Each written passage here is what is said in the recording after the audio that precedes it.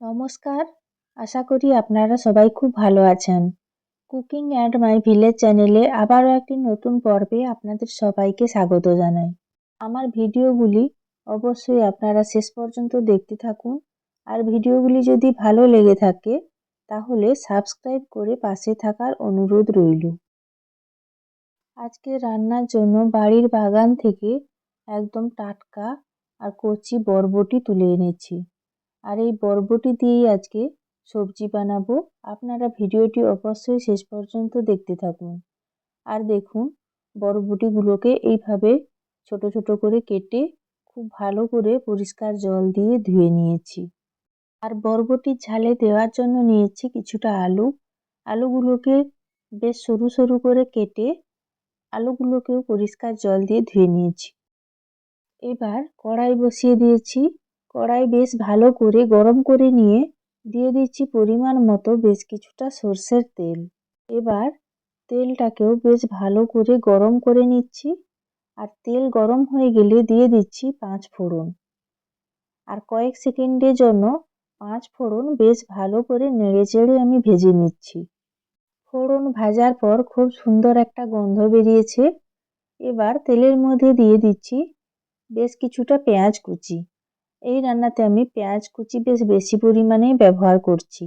আর দিয়ে দিলাম 2টো কাঁচা লঙ্কা চেরা। এবার নাড়াচাড়া করে পেঁয়াজ আর লঙ্কা বেশ ভালো করে ভেজে নিচ্ছি। আপনারা দেখতেই পাচ্ছেন, বেশ কিছু সময় নাড়াচাড়া করার পর পেঁয়াজ ভাজা হয়ে গেছে। এবার আমি বেশ কিছু গুঁড়ো মশলা দিয়ে দেব। দিয়ে দিচ্ছি পরিমাণ মতো হলুদ গুঁড়ো, আর দিয়ে দিচ্ছি পরিমাণ মতো কিছুটা লাল লঙ্কার গুঁড়ো, আর এবার দিয়ে দেব পরিমাণ মতো লবণ। লবণ ও গুঁড়ো মশলা দেওয়ার পর আবারও মশলা বেশ ভালো করে কষিয়ে নিচ্ছি। কিছু সময় পর মশলা খুব সুন্দর কষানো হয়ে গেছে, আর মশলা থেকে খুব ভালোভাবে তেল ছেড়ে গেছে। এবার কেটে রাখা আলুগুলো দিয়ে মশলার সঙ্গে কষিয়ে নিচ্ছি। আর আলু সেদ্ধ হতে বেশি সময় লাগে, তাই আমি আলুগুলো প্রথমে দিলাম, তারপরে বরবটি দেব। আর এইভাবে আলুগুলোকে কিছুটা কষিয়ে নিচ্ছি, তাহলে বেশ কিছুটা সেদ্ধ হয়ে যাবে।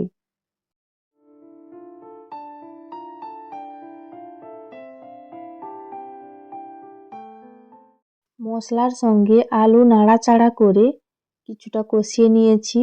এবার এই পর্যায়ে আগে থেকে কেটে রাখা বরবটিগুলো আমি দিয়ে দিলাম। এবার মশলার সঙ্গে বরবটিগুলোকেও খুব ভালো করে নেড়েচেড়ে নিচ্ছি। আর বরবটির একটা কাঁচা গন্ধ বা সবুজ গন্ধ থাকে, সেই গন্ধটা এইভাবে কষানোর পর সেই গন্ধ চলে যাবে।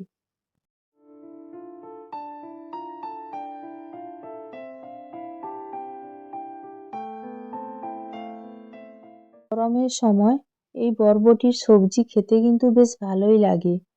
আর বরবটি সেদ্ধ হতে খুব বেশি সময় লাগে না, তাই 2-4 বার নাড়াচাড়া করে বরবটিগুলোকে মশলার সঙ্গে কষিয়ে নিয়েছি। আর বেশি সময় কষাবো না।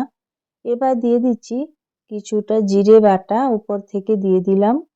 আর দিয়ে দিচ্ছি পরিমাণ মতো জল। যেহেতু আমি বরবটির মাখা মাখা সবজি রান্না করব, তাই অল্প পরিমাণেই জল দিলাম।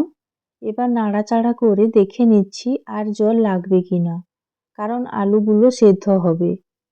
নাড়াচাড়া করে দিলাম, জিরে বাটা খুব ভালো করে মিশিয়ে নিয়েছি। আরও সামান্য পরিমাণে জল লাগবে, তাই আরও সামান্য কিছুটা জল আমি দিয়ে দিচ্ছি।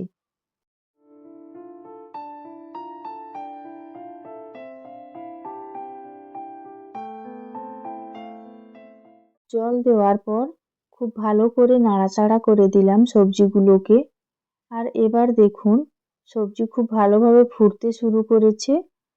আর আমি 5-10 মিনিটের জন্য এবার ঢাকা লাগিয়ে দেব, তাহলে সবজিগুলো তাড়াতাড়ি সেদ্ধ হয়ে যাবে।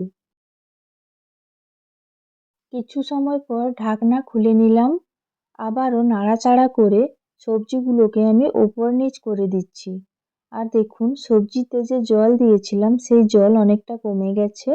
আরও কিছুটা জল কমে মাখা মাখা সবজি হবে। আর দেখুন, আলুগুলো প্রায় সেদ্ধ হয়ে এসেছে। আর বরবটি তো সেদ্ধ হয়ে গেছে, সেদ্ধ হতে বেশি একটা সময় লাগে না।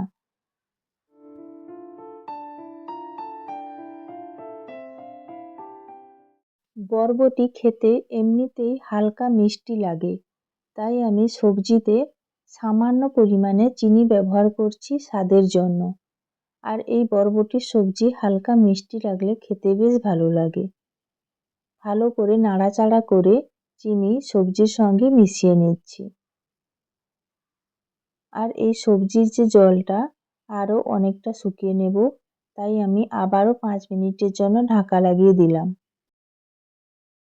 প্রায় 5 মিনিট হয়ে গেছে, ঢাকনা খুলে নিয়েছি।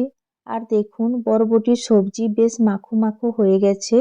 আর এইভাবে মাখো মাখো অবস্থাতেই আমি একটা পাত্রে ঢেলে নিচ্ছি। গরমের সময় এইভাবে বরবটির সবজি রান্না করলে খেতেও বেশ ভালো লাগে আর শরীরও বেশ ভালো থাকে। তাই গরমের সময় আপনারাও বাড়িতে এইভাবে বরবটি দিয়ে স্বাস্থ্যকর রেসিপি তৈরি করে খান, খেতে অবশ্যই ভালো লাগবে। আর এইভাবে রান্না করে খেয়ে কেমন লাগলো আপনারা অবশ্যই কমেন্ট করে জানাবেন আর ভালো লাগলে লাইক করবেন।